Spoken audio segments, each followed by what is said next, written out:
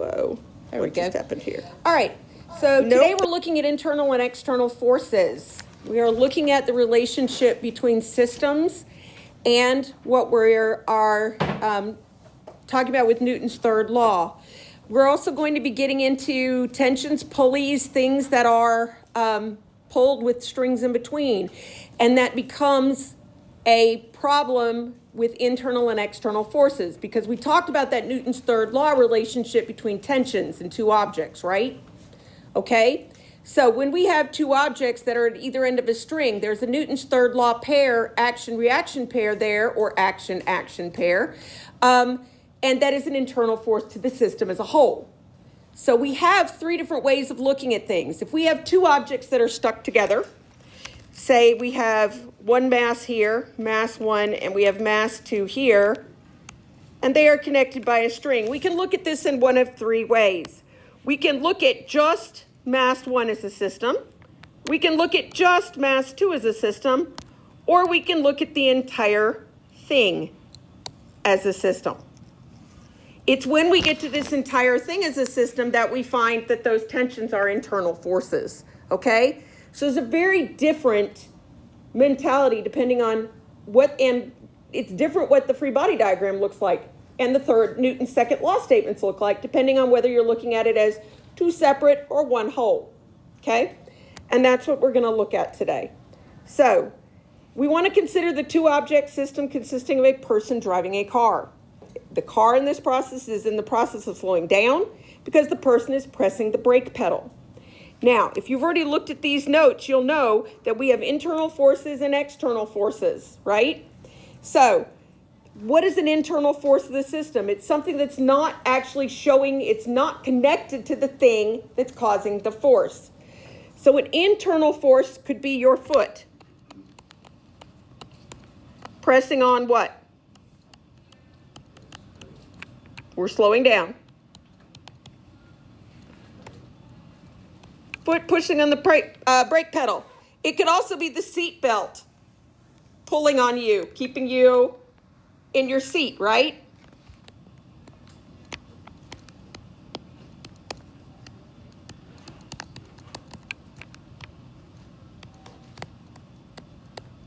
So the agent is the foot. It is pushing, in this case, pressing. We could also say pushing, couldn't we? It is pushing. So that is, this is the object, okay? Now, what type of force is this? It's an applied force, right?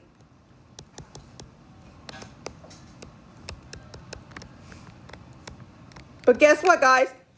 Why is it an internal force in this case? It's not what is actually causing this car to slow down, is it? Your foot pressing on the brake pedal causes a chain reaction of events in your car that causes your tires to have contact with the road, and really it's the brake pads hitting your brake cylinders, slowing it down so that you have contact with the road and the car slows down, doesn't it? But your actual foot pushing on the pedal is only the start of that. That's an internal force, not an external force. The external force would be the thing coming into the system to cause it to slow down, which would be the increase in friction between the cylinder and the pad itself, right? Or the tire and the road, okay? So let's talk about an external force. External force would be something that's acting on this system from the outside. Easy thing for that would be, how about the weight force of gravity, right? Of the earth.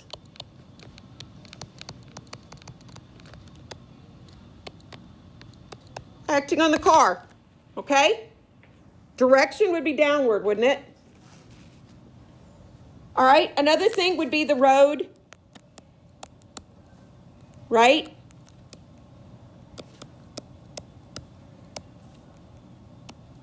It pushes on the car using what? Force of friction, right? Now, What is the big difference between internal forces and external forces? Internal forces are the forces that connect a system together.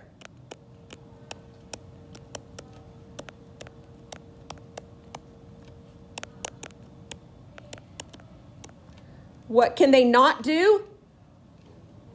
Yep, they cannot change the motion. I can see who looked at the slides. They cannot change the motion. And by motion, we mean what? Acceleration. And you can argue with me on that first one about your foot pressing the brake pedal, but it does not, your foot does not, unless you're Fred Flintstone, change the acceleration or motion of your car. Okay? What do external forces do then for a system?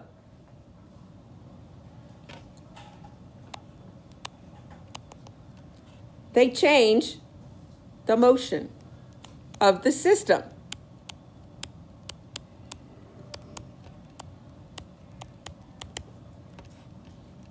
And by that we mean the acceleration, don't we?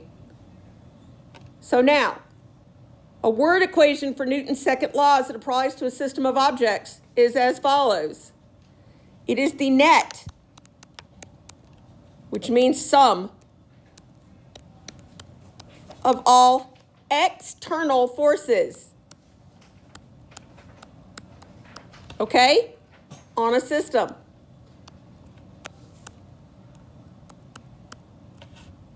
That is going to equal MA, right? Well, M is the total mass of the system times the acceleration of the system. So now we're going to look at this and test and see if you understand what we're talking about here. We're going to look, remember, we're still only looking in one dimension, aren't we? Next unit, in unit 4, we start into two-dimensional with projectile motion and vectors and things like that. But right now, we're still in one dimension. So you've got a train pulling 3 cars, each of which holds a little bit more mass. So let me ask you something, and this is just an interesting side question for you. Which one of those ropes, T1, T2, or T3, has the most tension? Why T1?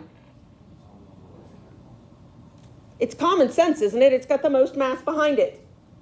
You would be surprised how many kids would pick T3 because that's got the most mass right there. That cart is the heaviest. Well, yeah, except it's only pulling the one cart, isn't it?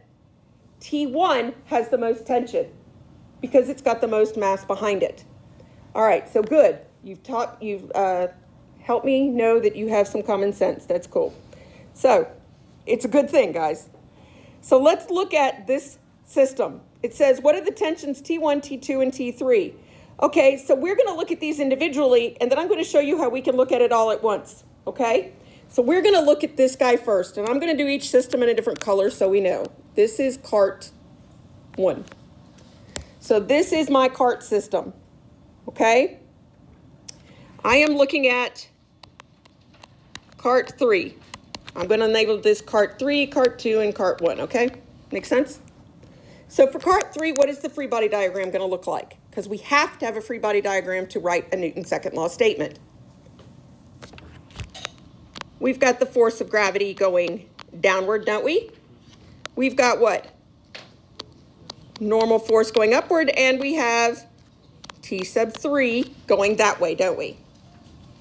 So when I write the Newton's sum of forces, I don't care about up and down, do I? I'm looking for the tension. So I'm looking at the sum of forces in the... Start again. Okay. So I'm looking in the x direction, which is what? Mass of 3 times the acceleration. Does everybody agree that the entire system is going the same acceleration? Can one car be going faster than the other car be going faster than the other car? Why not? They're all connected. They all have to be going the same speed, the same acceleration rate that the train is. Okay? So M3 times A. I don't need to do A sub 1, A sub 2, A sub 3, or anything like that. So that m sub 3a is equal to what? Look at your diagram. What's the only thing going in the x direction? T sub 3, isn't it? All right, do I know the mass of 3? Yeah, 3,000.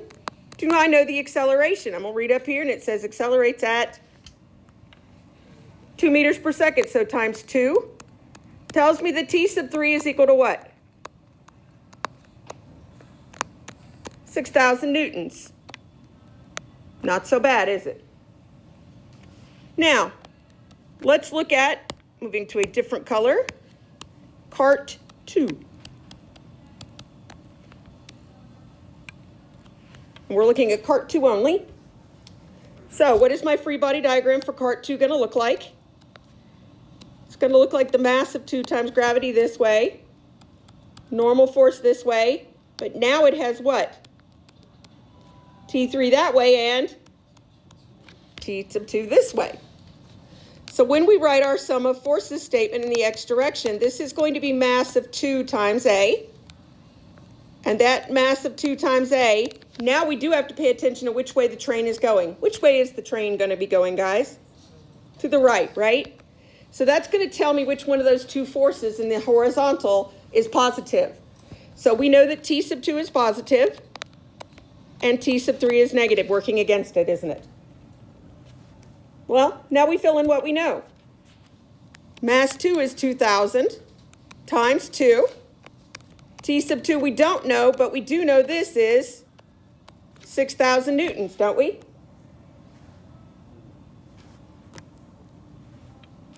All right, so we've got 4,000 plus 6,000, so T sub 2 ends up equaling what? 10,000 newtons, doesn't it? Does everybody know where that's coming from? Multiplied, added. All right. Cart 3 coming up in green, or cart 1, excuse me. Cart 1. Free body diagram. This time we have mass of 1 times gravity. We have normal force of 1, don't we? We should have really been labeling all of these normal forces differently, shouldn't we? And then we have T sub 1 to the right and T sub 2 to the left. Do you see all of these cascading T sub 1, T sub 2 relationships? This is why T sub 1 has the most force on it, most tension on it, because it's getting the tension of the other two built in, isn't it? So sum of forces in the x direction, in this case, is going to be m sub 1 times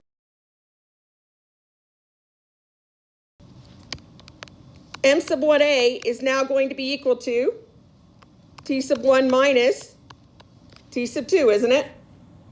Well, let's plug in. Mass of 1 is what, 1,000? 1,000 times 2, T sub 1 minus T sub 2, which is 10,000. So what does T sub 1 end up equaling? It ends up equaling 12,000, doesn't it? Now, the last perspective we're going to use is I'm going to do this one in black because yellow is too hard to see, is we're going to do this system. So we're going to do all 3 carts at the same time. What does the free body diagram look like for that? This is mass 1 plus mass 2 plus mass 3 times gravity, isn't it?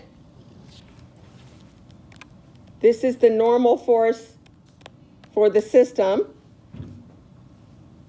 And what's the only thing acting outwards from this? Tension 1. So when we do the sum of forces here in the x direction, the sum of forces is still mass 1 plus mass 2 plus mass 3, isn't it? Times A. We could call that big M if we wanted to. What would big M be in this case? 6,000 kilograms, right? So we're going to say this is 6,000 times A, which is 2, is equal to what? T sub 1. Because that's the only force acting outside of this system. T sub 2 and T sub 3 for the entire system are totally internal, aren't they? They're both action-reaction pairs. So T sub 1 still ends up being 12,000 newtons. Okay? All right. Works the same way if we do it vertically. Only difference if we do it vertically. Has everybody got this? I missed a page. Here we go. Now we're doing this vertically. So how many possible ways can I look at this one? Got 3 blocks. 4 ways, guys. I can look at block A, I can look at block B only, I can look at block C only, or I can look at the entire system. If I wanted to find the acceleration, I could do the whole thing if I knew what was going on there, okay? How much tension there was in something. All right, but this one's especially interesting because it doesn't give us the acceleration, does it? It tells us it has an initial upward speed of 10 meters per second, but slows down to a rest over the course of 2 seconds. Can we find the speed?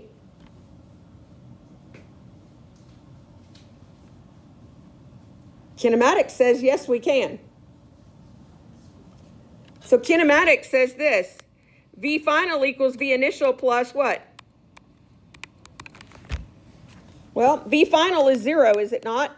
Slows to a rest. V initial is 10, positive. A we don't know, and T is what? All right, so tell me what the sign and the acceleration should be, knowing that this system is slowing down.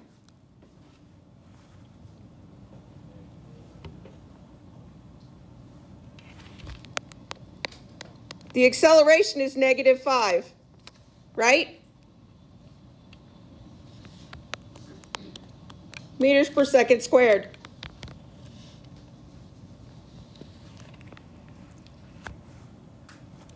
All right, so let's look at each one of these and see if we can figure out what's going on. Let's look at C first. So here's C. So if we look at C only, what's the free body diagram going to look like here? It's actually an easier one. What do we have downward? Mass of C times gravity, right? And upward we have what? Tension. So my sum of forces this time are going to be in the y direction, which is the mass of C times the acceleration. So mass of C, and this is what's interesting, is you only had tensions in the last one. Mass of C times acceleration is equal to what, according to my, which way is this system moving? Upward. So this would be T sub C minus M sub C times gravity, wouldn't it? Again, which rope has the highest tension in it? A does, doesn't it? Okay, so let's solve this. Mass of C is what, 6? This is -5. This is T sub C minus 6 times gravity we'll use as 10. So what do I end up with here?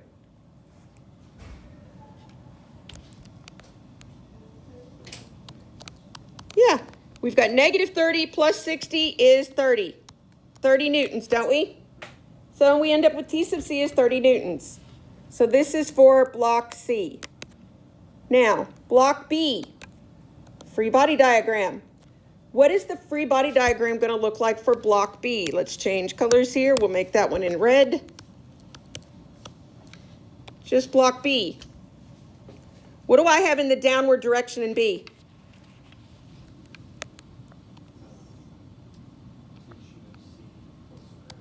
Tension of C and mass of B times gravity, right? And what's in the upward direction? Notice I did not put one of those on the end of the other. Never, ever, ever on a free body diagram stack arrows. That's a no-no in physics land. Just make them both straight down. Make the dot bigger if you have to. And this is tension what? B on the way up, right? Is that correct? Yep. All right, so sum of forces in the y direction is going to be the mass of B times acceleration, isn't it? So, mass of B times acceleration, and there is a reason I write that statement and then write the rest of it out, because that's telling them I understand the conceptual stuff behind this, doesn't it? So looking at your free body diagram, which way is this thing going? Upward, isn't it? So this would be T sub B minus T sub C minus M sub BG. Well, the mass of B is what, 10? So we have 10 times negative 5. We don't know what T sub B is. We know that T sub C was 30. And we know this is 10 times 10. So we have negative 50. T sub B, we're going to add 30 here, and we're going to add 100, aren't we? So what is T sub B? 130 minus 50 is what, 80? T sub B is 80 newtons. Now, for T sub A, I am choosing to look at this as an entire system, because that's easiest. So let's look at this as an entire system. Boom. Because what's the only external force here?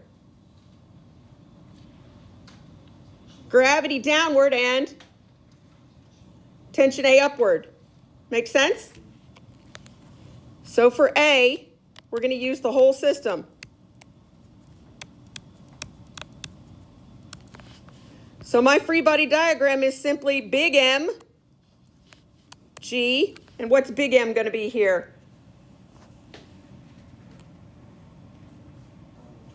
Yeah, we're going to say big M is the 20 kilograms, won't we? Big M here, and then upward is tension of A. So sum of forces in the y direction, which is going to be big M times A. System's going upward, so this is T sub A minus big M G. So we're going to fill in. 20 times negative, what did we say it was? Negative 5? Equals T sub A minus 20 times 10.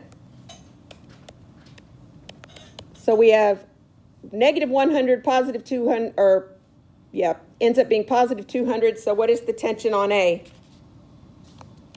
100 newtons. Now, if you did something wrong and missed a sign and this ended up smaller, go back and check your signs, because you know that the tension on A should be the highest. Okay?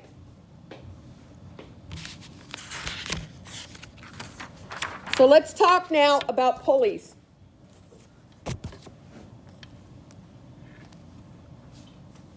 Things that are required. 2 things that are required for a pulley to be ideal. It must have very little mass.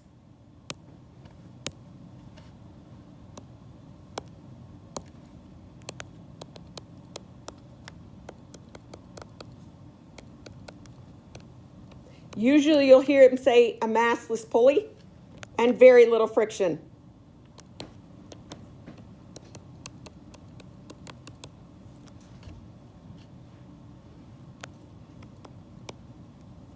And the rope has the same tension on both sides of the pulley.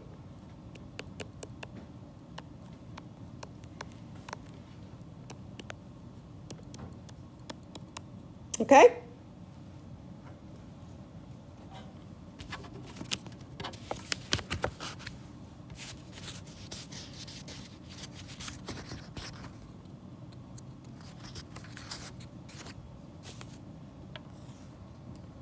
So let's look at this system right here. If we look at this system right here, we have two different masses, both hanging off of either side of an ideal pulley. They'll say massless pulley, they'll say frictionless pulley, sometimes they'll just say pulley. If they don't tell you that the pulley has mass, assume it is an ideal pulley, okay? All right, so we have a 4 kilogram mass and a 6 kilogram mass. So what forces, we want a free body diagram here, and then we're gonna write the free body, use what we would put on the free body diagram to write our Newton's law statement. So what forces are acting on the free body diagram for the 4 kilogram? We have what? Yeah, we have mass times gravity here, and we have tension acting what? First thing we have to figure out, though, is which way, before we even do this, we need to figure out which way this thing is going to go. If we have 6 grams on one side, or kilograms on one side, and 4 kilograms on the other, what's going to fall, what's going to go up? So this is going downwards, and this is going upwards, isn't it? Okay, so we have the force of tension. And I'm going to make the force of tension longer than the gravity because this has a grid and I want to be accurate if I can. Now, force of tension is 3 units on this, isn't it? That tension is the exact same for both, is it not? So this needs to be 3 units downward as well, right? Because, upwards. 3 units upwards because the tension is upwards on this as well, is it not? But this thing is headed downward, so mass times gravity should be what?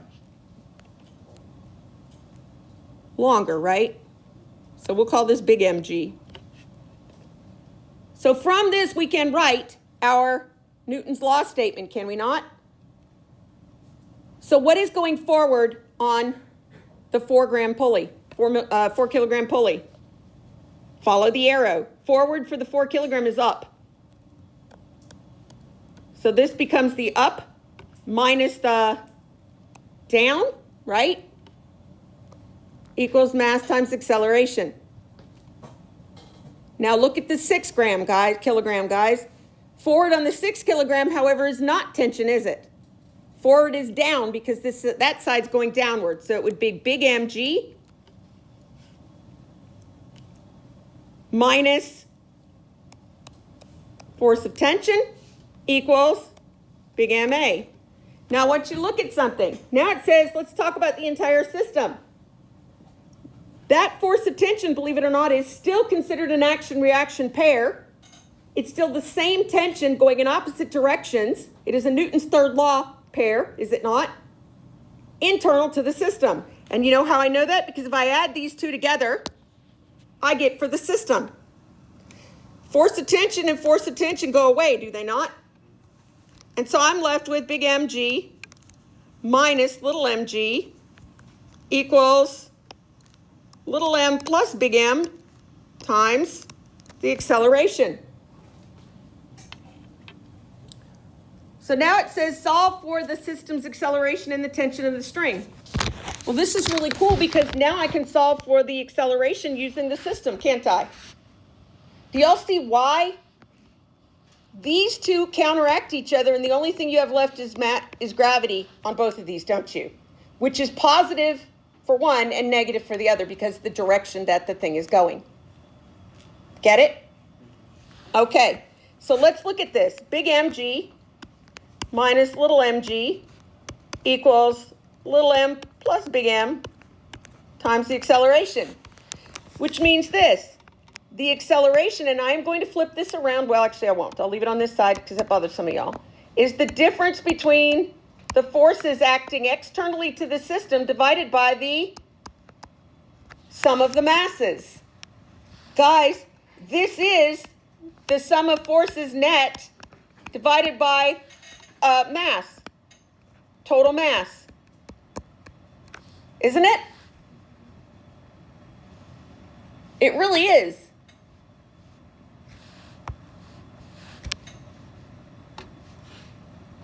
So anytime you have a system like this, you could skip straight to that last statement right there, knowing that the net forces acting are the differences. The only reason it's falling on one side is because the mass on one side is bigger than the other.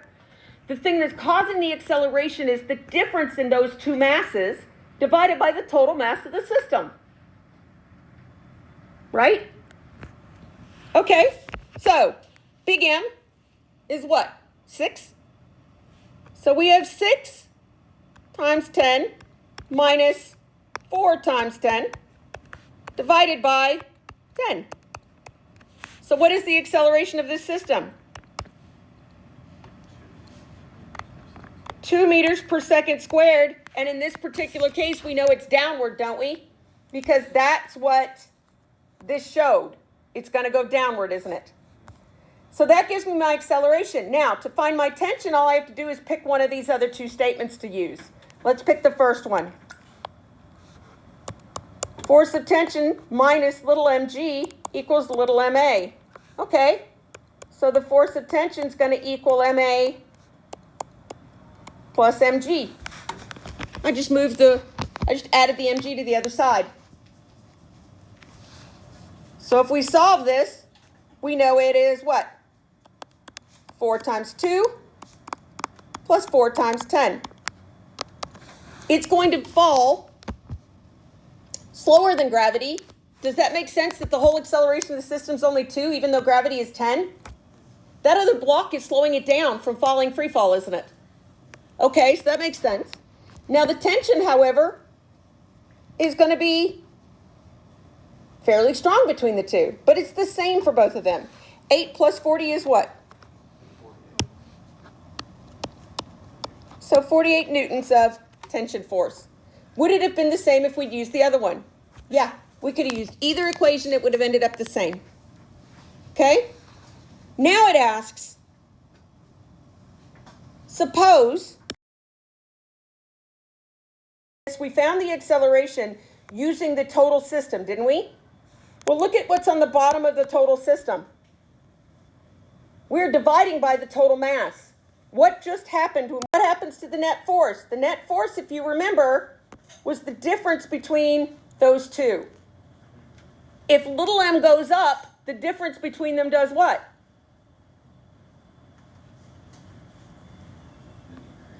It's going to go down, isn't it? So if that side goes down, it's directly proportional to A, is it not? Information real quick, but if we do this vertically, whoa. That additional mass is added onto the left, so now that the left-hand side is now 5 kilograms. So now what we have is this.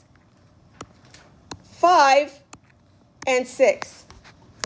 How is this going to change the acceleration of the system? Acceleration will what? Increase or decrease? Decrease. Acceleration is going to decrease. Why? Because the amount of weight counteracting. Yeah. Think about it from the standpoint of how did we find the acceleration, guys? When we looked at another kilogram of mass, it went up, didn't it? So the acceleration is going to decrease because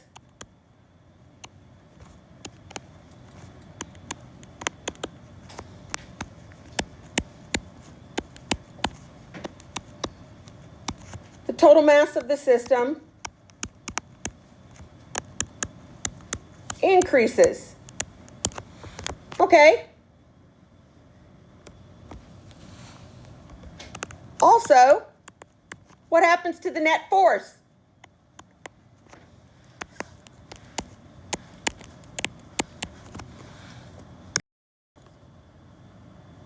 The net force decreases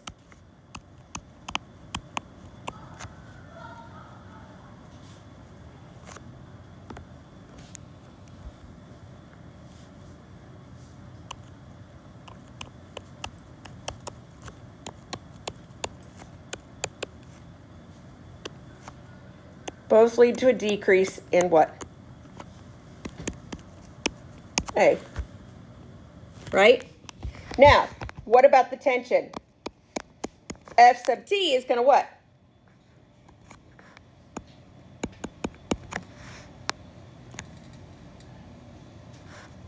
Gut says it's going to what?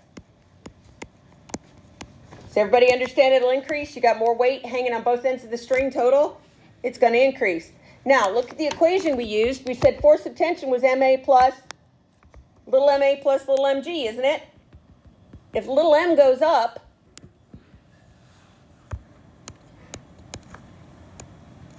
if m increases,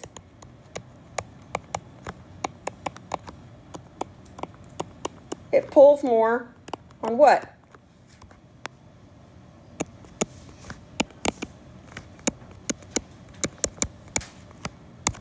It pulls more on the string, doesn't it?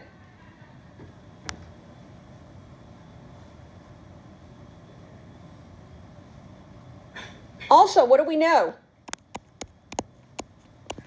F net equals ma, doesn't it?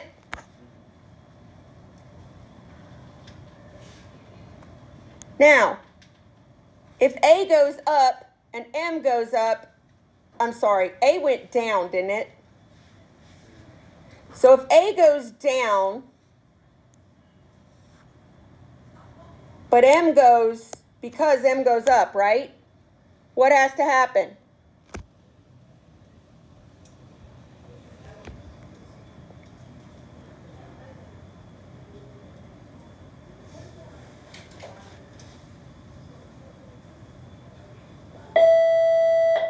After lunch, think on that. Okay, so we are looking at what we call a modified Atwood machine.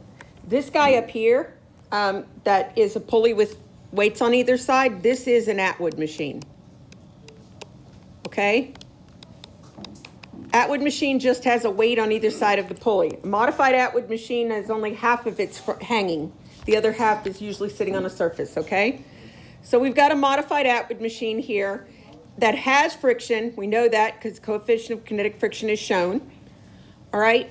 And what we're looking at is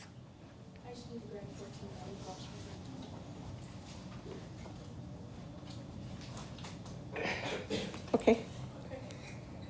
So what we're looking at is we're looking at making the free body diagrams for each one of these. So if we look at the 12 kilogram, what do we have going on here, guys?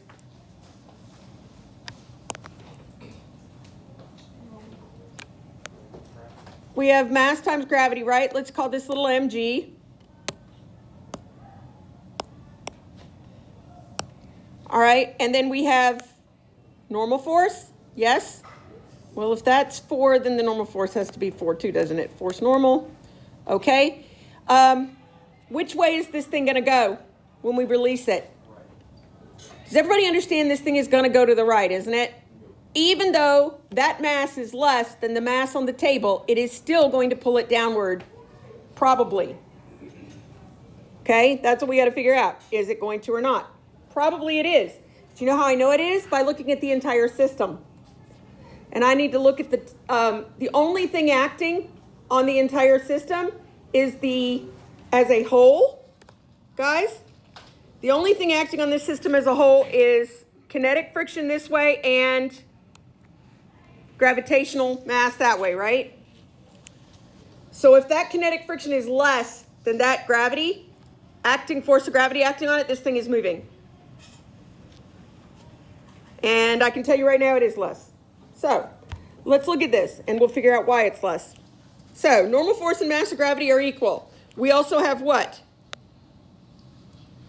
Yep, force of tension. And on the table we have force of friction, but it's less.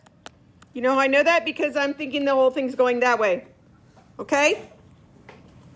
Now, when we draw for the 8 kilogram, force of tension is equal, going this direction because it's the same. And since this guy is probably falling downward, we're going to say that this going this direction, yes? Is it going that direction? What are we finding? Y'all let me draw that. Which way is the tension going on that mass hanging there, the 8 kilogram mass? It's going upward, isn't it? So 1, 2, 3, 1, 2, 3. Okay. So force of tension is this way, and mass times gravity, we'll call this big mg, is that way, isn't it? Is there any friction on that?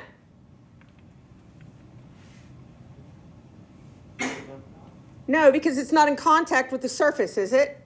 So no friction. So now let's use these to write our free Newton's law statements. Forward. This guy's going this way, this guy's going that way, isn't it? Okay, so forward would be the force of tension, backwards would be the force of friction, and this would be little mg, wouldn't it? Or little ma, excuse me. Okay, forward on the 8 kilograms, since it's going down, is going to be big mg, minus the force of tension upward is going to be big M A. If we add those together, you'll see that what happens is the force of tensions go away, don't they? And we're left with big mg minus the force of friction equals the sum of the masses times the acceleration, doesn't it? And that's for the system. So now we need to solve for the system's acceleration.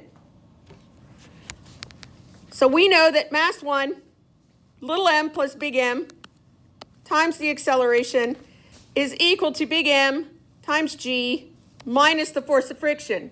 Remember, the force of friction is, in this case, always going to be mu sub k times the normal force, isn't it? Well, what is the normal force in this picture? Normal force is opposing little mg, isn't it? So we have, m plus m times a. Big, yep, mu sub k, little mg. And now we can solve for a, can't we? M plus m is 8 plus 12, that's 20, times a. And this is 12 times 10, minus, big M is 8, 8 times 10, minus 0.5 times 12 times 10. Now, you know what would happen if this really weren't moving? I would end up with a negative force here, or negative acceleration, which would tell me that that couldn't be moving, could it? It'd tell me it'd be moving upward and across the table the other way rather than dropping. And since it was just sitting there without an extra force, it wouldn't work, would it? So 80 minus 60 is 20. So we have 20A equals 20. So A is 1 meter per second squared. It is positive, which is in the direction we're saying it's falling. So it is indeed falling, isn't it? Okay. So we have 1 meter per second. So now all we have to do to find the tension on the string is plug in. I'm going to pick the second one this time. Mg minus the force of tension equals big Ma, because that way I don't have to worry about friction again. So big Mg is going to be 8 times 10 minus the force of tension equals 8 times 1. Right? So negative force of tension, 8 minus 80 is negative 72. So the force of tension is 72 newtons, okay? All right. Do you see the rhythm and how this is working? I hope. So let's look at the next one, which is an example. Remember, I am recording this and I will post it, so if you need it. We have 3 carts, and it wants to know, student 1 says acceleration in case 1 is 0. Because there's not enough, the cart on the table is greater than the hanging mass. It is a frictionless bearing. This is where you have to look at these as an entire system, guys, okay? If you look at this as an entire system, what's the only external force? Gravity right here, mg. So if the only external force is mg, is this thing going to move? Yes, it will. Okay, so evaluate the claim. It says, this means the hanging mass does not have enough force to cause the cart to move. Sure it does. There's no, what?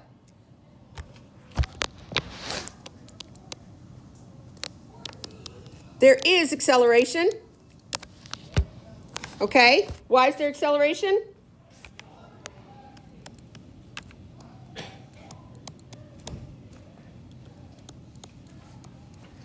The system has a forward force. That is what? It's unopposed, isn't it?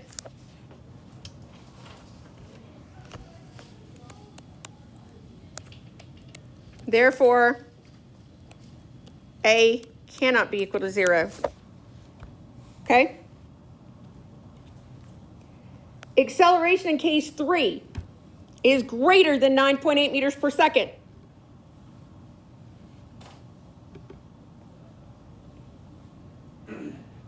Case 3, guys, greater than 9.8 meters per second? Why no?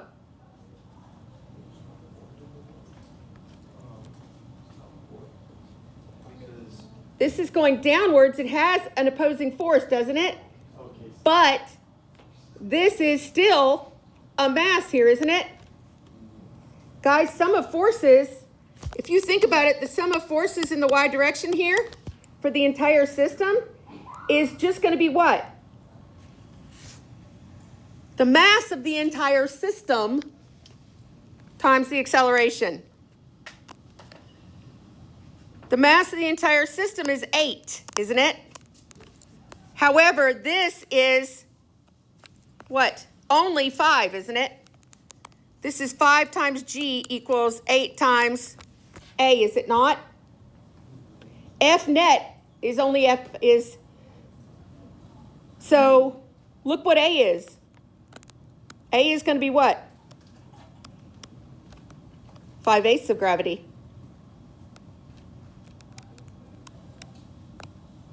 So it's wrong, isn't it? Now, what's the real reason why?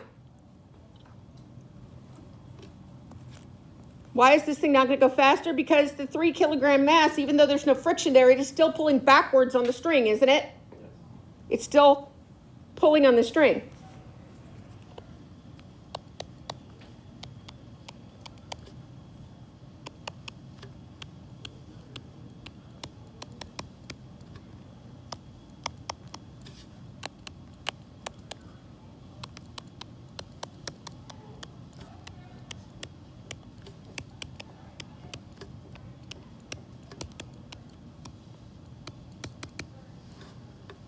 It's opposing it through tension, isn't it? Okay. Now, the 3 kilogram hanging mass in case 2 is replaced by a 3 kilogram chain. And it is released at time equals t equals 0. Calculate the acceleration of the system the instant the system is released. And explain your calculations with words. So the instant it is released means draw a free body diagram. So what forces are acting on the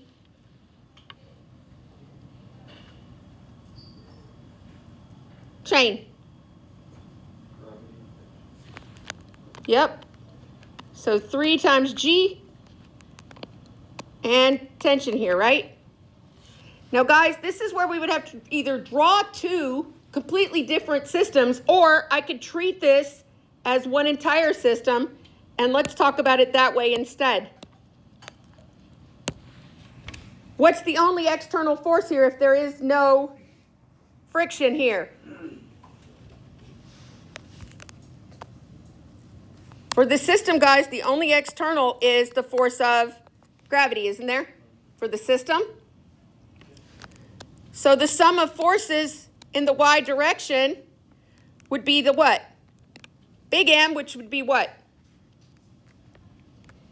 What is big M going to be? 6, isn't it? Big M times A. And big M times A is equal to little m times g. Because it's force of gravity, isn't it?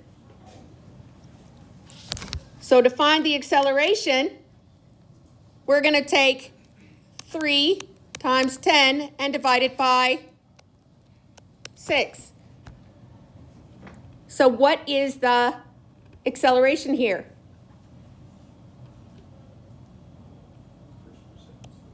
Yeah, 5 meters per second squared. Now explaining it with words, I took this system, I took the mass, the only external force of the system, and divided it by the total mass.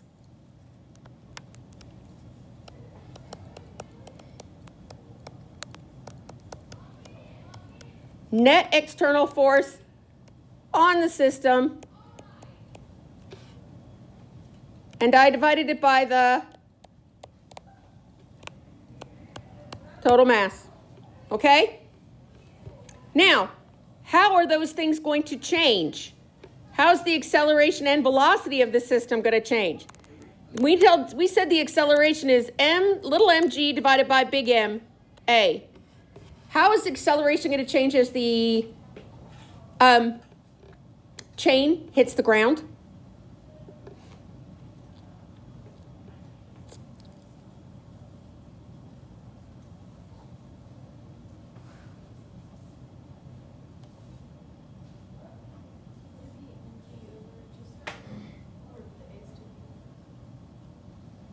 Let's talk it through. What's going to happen what's going to happen to big M as that chain hits the ground? It's going to get what? It's going to get smaller, isn't it? Think about it. Is that what you were trying to say? No, I was saying for the equation, the one above, Oh. it's just A equals mg over b. M. Yes, not A. Thank you. Okay. You are correct.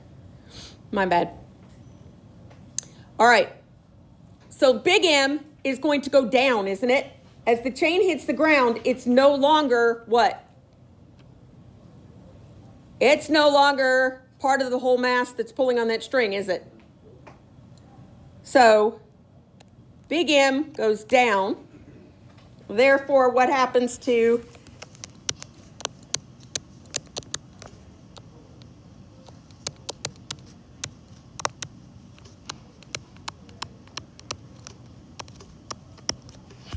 So the acceleration does what? If M gets smaller, acceleration goes up. It's actually going to accelerate, isn't it? All right?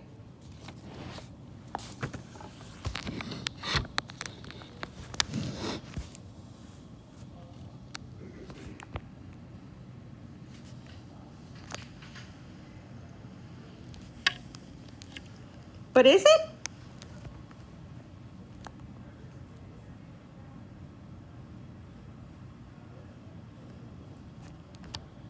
Let's throw some numbers here.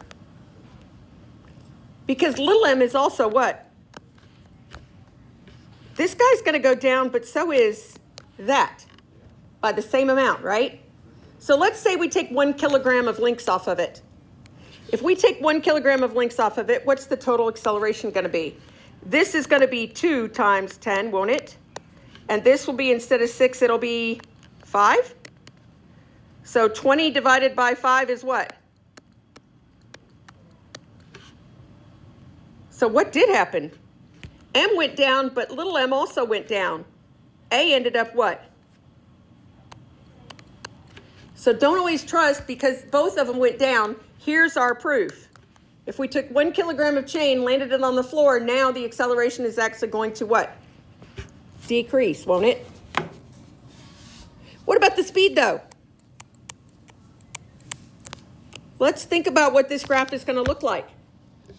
It's going pretty fast. It's falling at a certain pace, isn't it? And what did we say the acceleration is going to do? It's going to decrease, isn't it? If it's decreasing, what does this graph look like? It's going to curve, isn't it? So this is the part where it's falling with a constant 5 meters per second squared. And then it's going to continue to fall until what? Once all the chain's on the floor, what happens? Stops accelerating, doesn't it? So this is about the point where the chain all hits the floor. Make sense? So it's going to slow down. It's falling until, because there's not as much mass pulling that thing, until all the chains on the floor, at which point it's going to stop falling. The system's just going to stop, isn't it? Or the acceleration will. Now, will the cart continue to roll forward? for a little while until it falls over the edge, hits the pulley, something, right? Because acceleration is 0 doesn't mean, it just means constant velocity, doesn't it? So the velocity is going to what?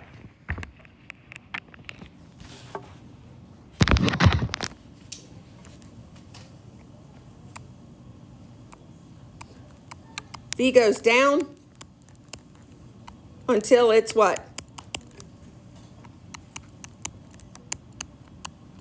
Now, why do I know that it stays constant? Is there any friction in that system? There's nothing to stop the cart from continuing to roll until it hits the what? Pulley. So the V is going to go down until it hits a constant, and it will stay constant until the cart hits the pulley, at which point it stops. Very rapidly, doesn't it? All right. Last example. 2 cases shown here. I think this is the last one. Yep. All right. It wants to know which system has the greater acceleration, or are they the same? Pulling with a constant 50 Newton force versus dropping a 5 kilogram mass.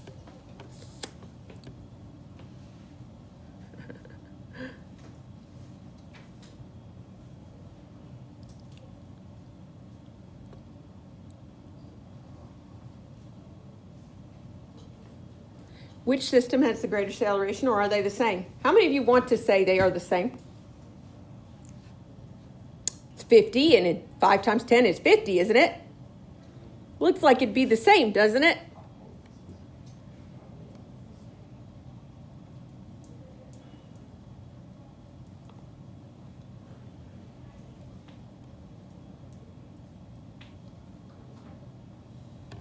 I want you to think of something. F net, let's talk about this. Let's talk about this system right here.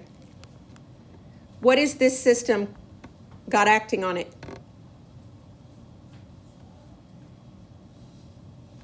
Let's look at case A. It has, if we draw for the system, for the entire system, it has friction going backwards, doesn't it? And 50 newtons going forward. Okay.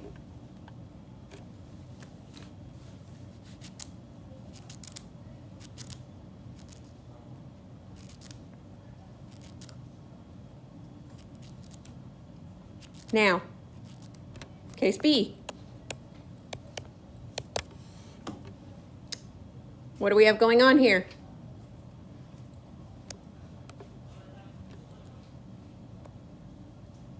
Still, force of friction and what?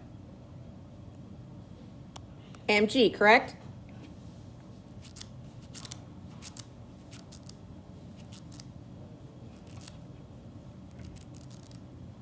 This is a trick, sort of a trick question.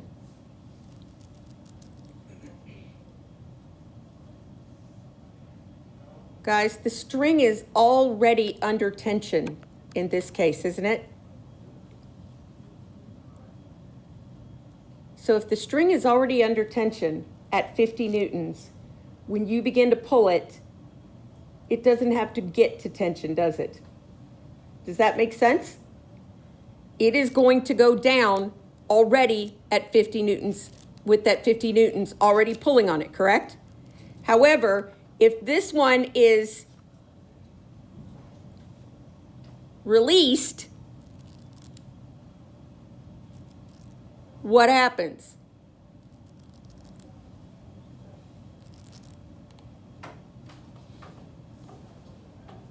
It's not already under tension, is it? Think about it. This guy is going to accelerate faster than this guy will, because that guy in case B has to work up to it. Okay? In this case, F net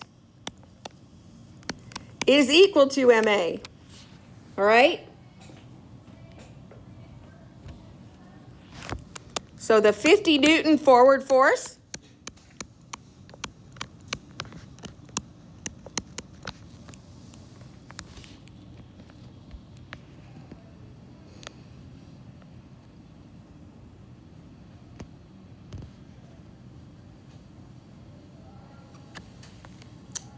Oh, I know an easier way to explain this to you. Let's look at this as a system again.